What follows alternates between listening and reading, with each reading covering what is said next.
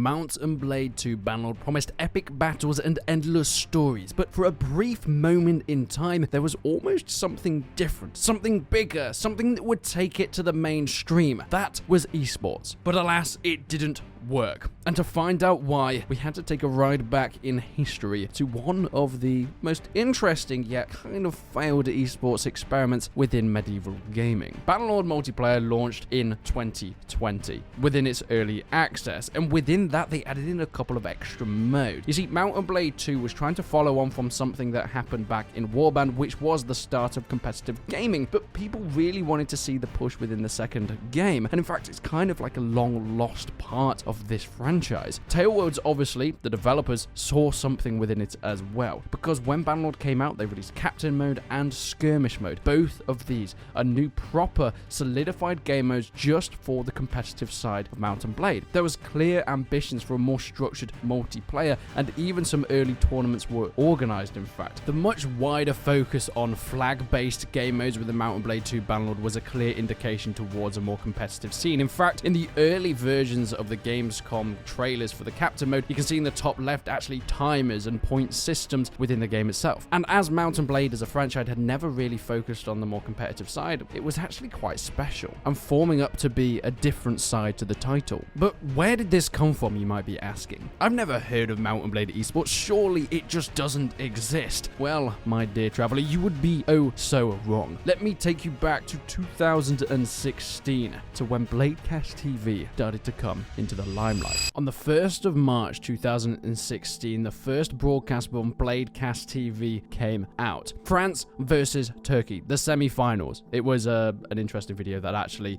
doesn't display a lot of gameplay. But then they released another one, France versus Turkey Part 2, and within this, it showed the first look at Mount & Blade Warband's competitive scene. Now, it was slightly different to what you'd expect from your regular Mount & Blade multiplayer game. You have your two teams, both displayed by the commentators on each side, with their class, their weapons, their health bar, and of course their name, and even a little picture of their face. It was actually pretty goddamn awesome. You had the scoreboard up at the top, France versus Turkey. Yeah, France got absolutely demolished within this game, by the way. It was kind of funny. And of course the health bars above the head of each of these clans, but it was the first look of seeing how this would work and seeing how it could at least look somewhat professional within the Mount & Blade scene. And it didn't stop there, and it grew, and eventually they started to sponsor YouTubers. They started to actually build up this competitive scene, and some clans started to make their name known. It wasn't just country versus country. There was people like the One-Eyed versus the West Knights. It would be the Geese Pack versus the One Wocky. Okay, I don't think Mount & Blade players really had the best ideas of naming, but then people like Apis Europae came out of the woodwork. These were professional clans. Unity started to come around as well, getting better, and better, until it started to culminate. And this is where the World Warband Winter Cup came into play. The Winter Cup happened about 6 years ago now, and it all culminated in the Battle of Bucharest. The Battle of the Bucharest was actually a Tailworld sponsored event themselves that was put on, well, within Bucharest. It was built upon this thriving grassroots competitive scene the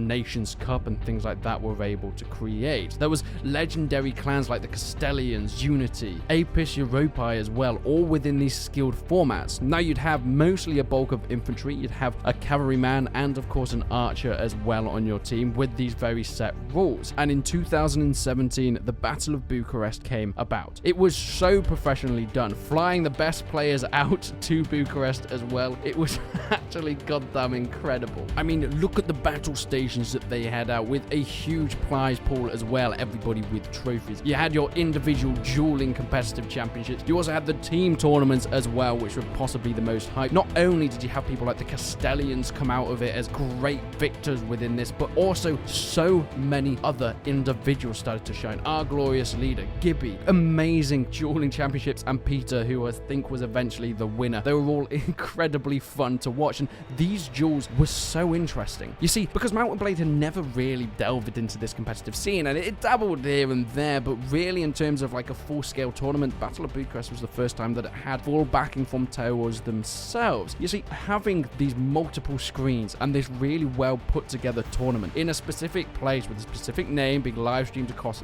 hundreds of channels with thousands or hundreds of thousands of people watching, I'd never seen anything quite like it. I mean, let's take these duels for example. Let me just play you some clips from these duels because they are so hype. He's so close to winning it now. And Gibby holding on by the skin of his teeth. He goes for the thrust. Peter playing with maximum aggression. He wants to end this right now. Gibby doing everything he can to stop him. It's all down to this duel. It's and he survives the hit somehow. Gibby's still in it. It's pure desperation. Gibby needs to do something to stay alive in this best of 3. And Peter finishes it. He is the champion of the grand finals in the duel tournament here at Battle of Bucharest. Then there were the team battles that would lead up through your initial qualifying, then your set quarterfinals, your semi-finals, your third place, your absolute grand finals, and my god, it would be all a competitive battle with trying to have 2 different types of win conditions: capture the flag in the shortest space of time or kill off all the enemy. And this would cause for some incredibly intense scenes where there'd be 2 enemies left, but one had just captured that flag in the nick of time and they ended up becoming victorious, or there was 2v4 people and eventually they'd be able to overcome the overwhelming odds and take out multiple at once, doing trick shots with their bows and of course fighting in hand-to-hand combat. Okay, this might sound completely ridiculous. Admittedly, Mountain Blade esports wasn't exactly the most popular thing in the world, but for the small community that were a part of it, I couldn't think of anything cooler for this game. And Warband looks like it was setting up these standing points for what would come next. You see, Bannerlord was on the horizon. In fact, by 2019, there were still Warband tournaments going on, and so Bannerlord came out. So why did it just not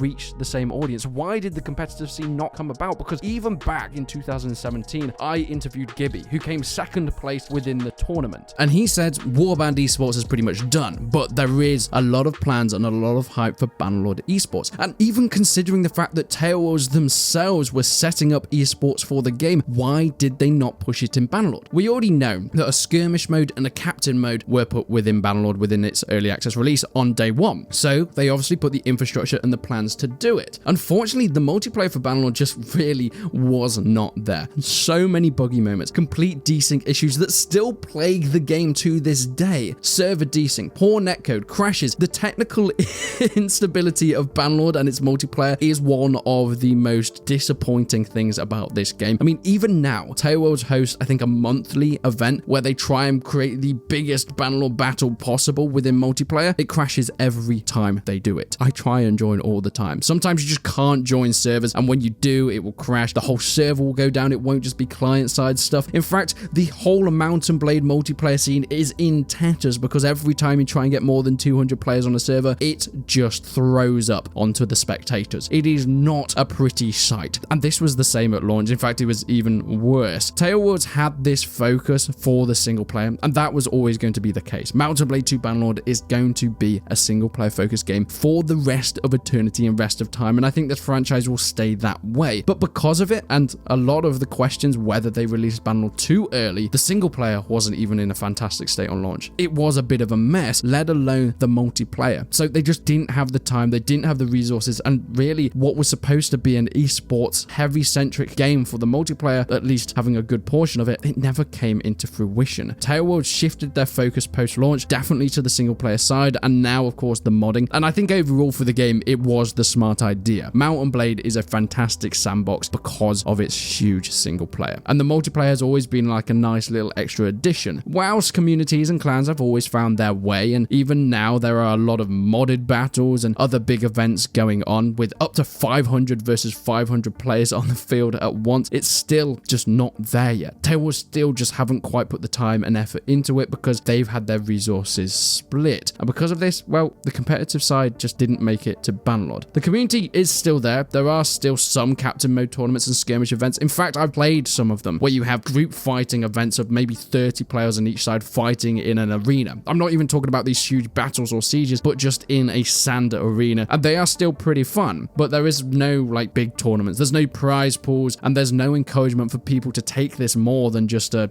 weekly event every now and then. The modding scene has built in some competitive formats like CRPG, where you're able to move through these ranks as you get better kills and you're able to, gain better equipment and get better skills within the game. But unfortunately, even that has started to die off as well. So will it ever come back? I am not so sure. Bannerlord's battles are pretty breathtaking. The size and the scales has always been something that has shone, but maybe not every great game has to be an esport. Maybe it was once a dream that Mount & Blade would become part of the esports genre, but I don't know if it has to. The spirit of competition that is made by players, not necessarily these corporations making this competition about it, making this money and prize pools, is probably the more important thing. In fact, the community is still thriving. Even the multiplayer side is still working its way around, well, Bannerlord's terrible netcode, but in terms of full industry backing from the developers or from big companies themselves, well, Bannerlord just doesn't seem like it's going to head that way. But let me know what you think. Were you a part of the Warband competitive scene, and did you think that it would translate over to Bannerlord? Or maybe are you a part of the really small competitive scene that is in Mount & Blade 2? Please leave a comment down below. But until then, I will see you in the next one.